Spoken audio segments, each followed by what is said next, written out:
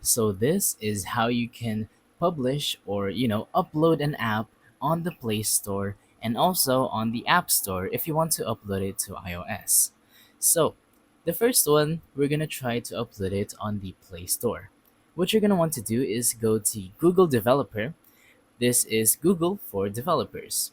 Basically, this is where people can, search up things about being a developer, but what you're actually going to need is go to the studio that these developers usually go to. So you're going to want to go to Android developers. This is the Google Play console, and it's going to bring us to where we can upload our very own app. And this is where you have to sign in with your account. As you can see, it says publish your apps and games with the Google Play console and grow your business on Google Play. Once you sign in, you will be able to publish your app within this website. All you have to do is just, link your API keys and stuff. Once you have your app, you have to upload it over to Google Play console and you're good to go.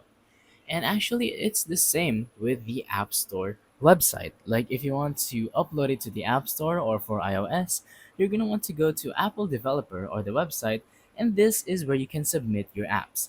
So, you can submit it to your mobile iOS, iPad, Mac, TV, Vision, Watch, and iMessage and stickers.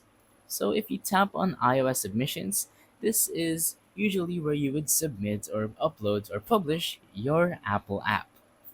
So just follow the instructions over here, and it's going to let you test your apps, and it's going to even have a dashboard to see how many people have downloaded your apps, have paid for it, or have seen the ads if you do have ads.